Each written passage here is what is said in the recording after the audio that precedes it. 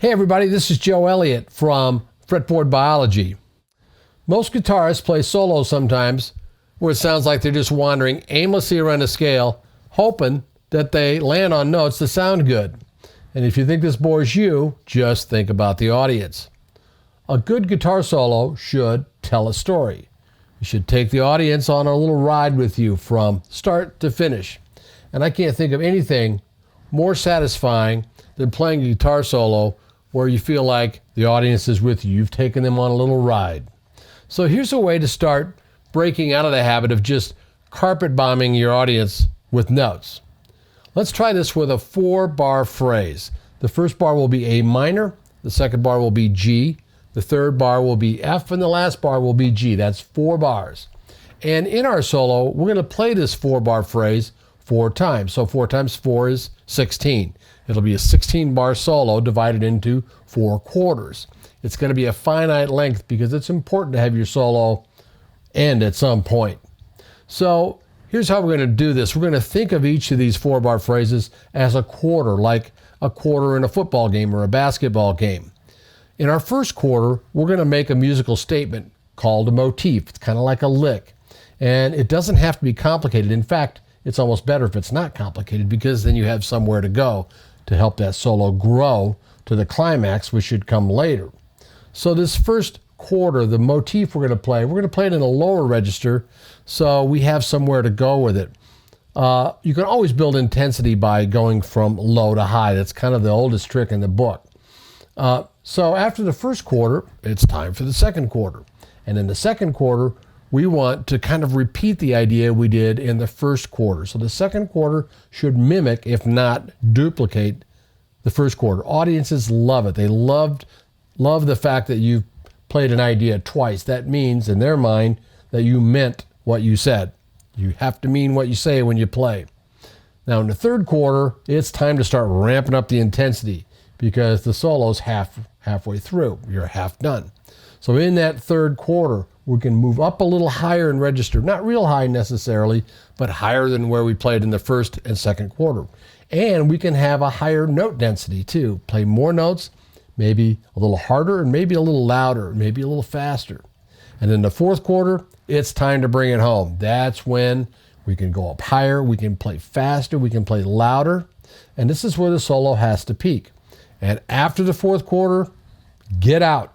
We have to know when to end. Otherwise, we just drag it on, and any goodwill that we've built with the audience, we destroy.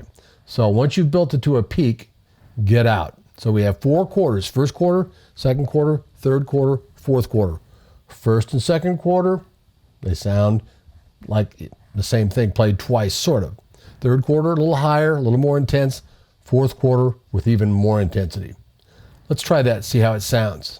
So the first thing we need to do is listen to the track one time through the 4 bars. Here's A minor, G, F, and G. So that was the 4-bar phrase played one time. That's 1 quarter of a 4-quarter solo. Let's do the whole thing. First quarter.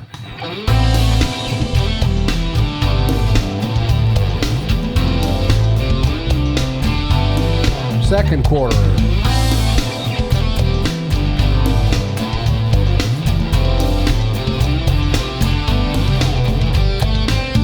Third quarter.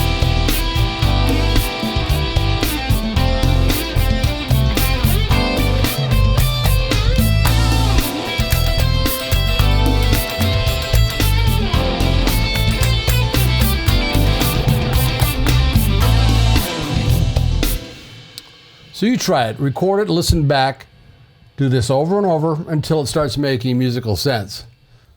I hope you heard the 4 distinct quarters in that solo. It was very calculated, that was on purpose, trying to illustrate a point that a solo can have a very distinct form and shape, and it should tell a story, and it should build to some sort of climax.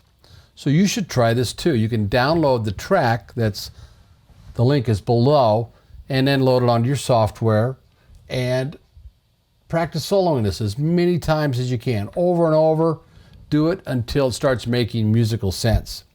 This may seem a little strange and terribly calculated at first, because it really is, but you're trying to play with intent.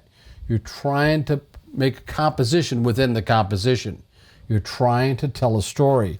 And that requires you to think a little bit rather than just sort of flailing about. It's hard for many guitarists because so many of us are used to just running up and down scales and sort of ending our solos when we run out of stuff to play. But that's really not okay. When I was teaching improvisation to students at GIT in Hollywood and McNally Smith College of Music, I would ride them relentlessly about making sense with their solo, telling a story.